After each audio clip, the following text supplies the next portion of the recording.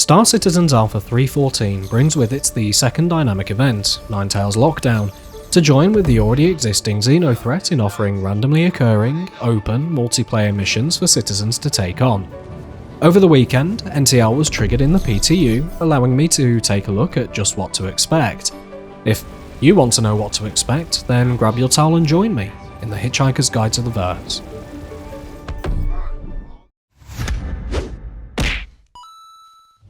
Quantum travel initiated.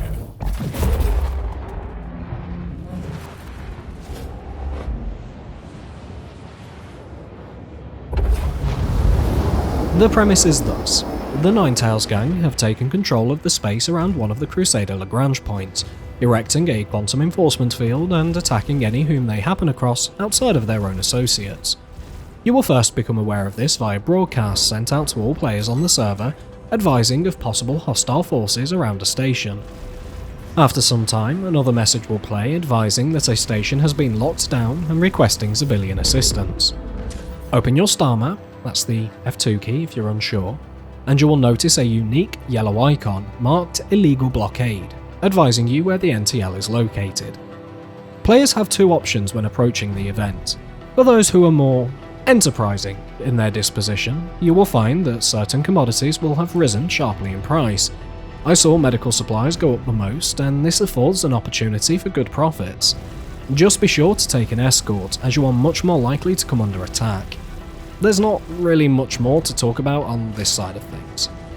The other option, and the one that I chose, is to help hunt down the buggers and hurl enough lasers and explosions their way to give Michael Bay an orgasm.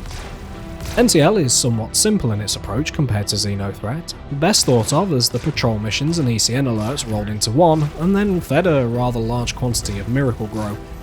To do the combat side, quantum travel to the lockdown area, open your contract manager from the Mobiglass, then under Mercenary, select the Illegal Blockade mission. You will be prompted to travel to the first scan point, where your goal is to protect the 3 Anvil Terrapins from the waves of Ninetale ships en route to make fireworks.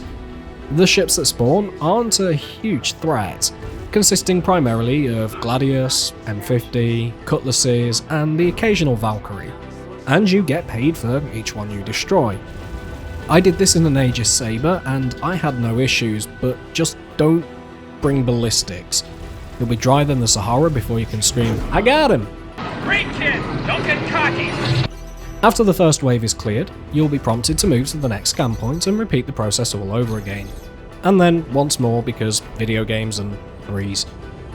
I should mention here that the first scan point I did solo and it was a good challenge. For the second scan point, another player turned up in a Vanguard and it was... well, let's just say that NTL is a bit too easy if you have a friend with you. I'm unsure if this is because there's no scaling based on the number of players that have taken part in the mission, or if that scaling is just too low. Either way, this is definitely something I'd like to see fixed in Mark II. After clearing all the waves, you will see a new mission available in the Contracts Manager called Illegal Blockade Neutralizing Ninetales Fleet. Do not, under any circumstances, take this mission and expect to come out alive unless you are in a fully crewed Hammerhead or Retaliator. At first, it seems easy. A few sentries, couple M50s, think I saw an Aegis Eclipse. Nothing major. Then a Hammerhead turned up. Then another Hammerhead arrived. And then an Idris. Needless to say, my Aegis Saber very quickly went. So I grabbed a Vanguard thinking I'd fare better, launched 3 size 5 torpedoes straight at a Hammerhead from a safe distance, did absolutely sod all except piss it off, and promptly got destroyed. Again. To be clear, you don't have to kill the Idris to win. You don't even need to kill the Hammerheads. There is a progress bar, visible at the top of the screen, which indicates your progress towards ending the lockdown. For every enemy ship killed, the bar gets lower and lower until eventually the event ends. And that just about covers the Ninetale lockdown.